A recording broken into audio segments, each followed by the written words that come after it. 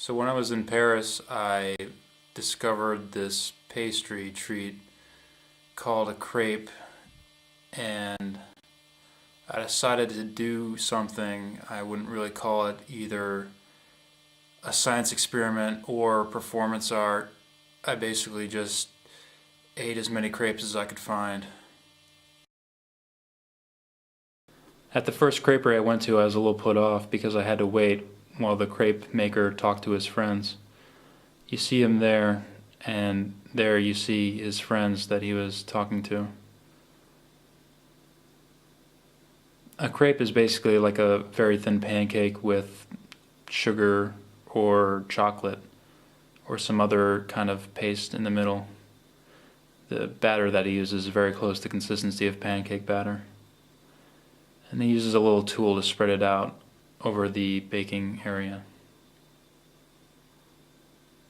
I really admire the efficiency at which he works the crepe. This is done in about 45 seconds. And you see here he's putting on granulated sugar, which I was kind of disappointed because I prefer powdered sugar. I really like the style in which they do fold the crepes. He wasn't that nice, but he was efficient. And there's my first bite of crepe.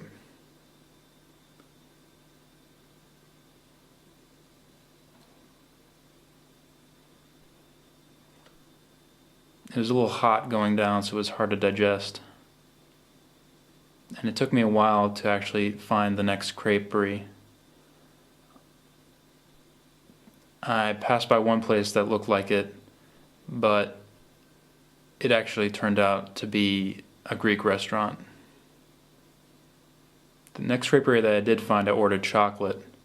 You see here it's in syrup form. And it's also a pre-made crepe, which isn't that good, but the lady was nice anyway. After taking a couple bites, I realized that it's Hershey's chocolate syrup, but I still have to eat it anyway. Unfortunately, I find out that most of the syrup has poured out onto the ground, as well as my sweater. But I still eat the whole thing anyway. I started to leave and head out to look for another creperie, but my friend pointed out there was another creperie right across the street. I ordered Maran, which I wasn't sure what that was, and I was a little apprehensive at first, especially when I saw what she put on the crepe.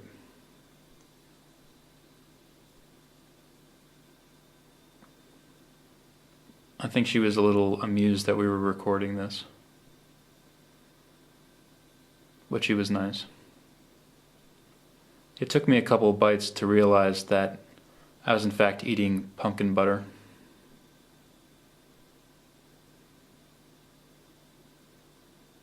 There's where I realize it. It had a very nice consistency. The next place, the guy did not want us to record him, but you can see his reflection in the window right there.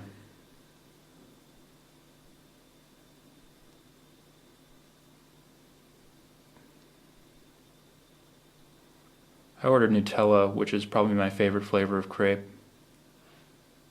It's a hazelnut spread.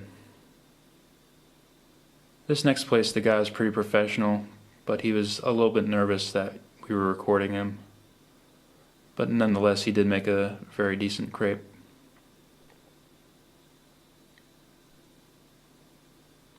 They should make a name for that tool that they use to spread out the crepe.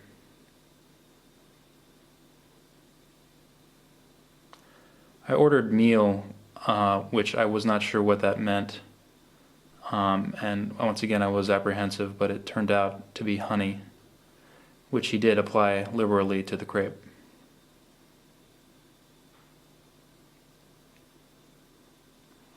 I was a bit disappointed that the honey sank to the bottom of the crepe, leaving the top half pretty much tasteless, but I still ate the whole thing anyway.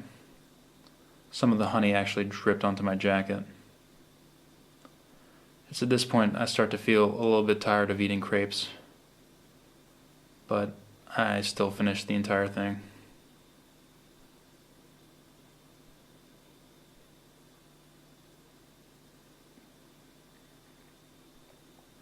Now I begin to feel a little bit bloated and as if I might throw up, but I don't. Here I'm trying to push the food down my esophagus, and I managed to keep it down.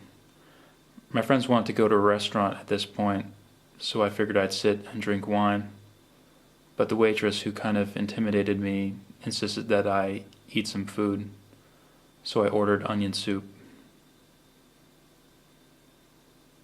After the restaurant, I got a crepe with Nutella and bananas.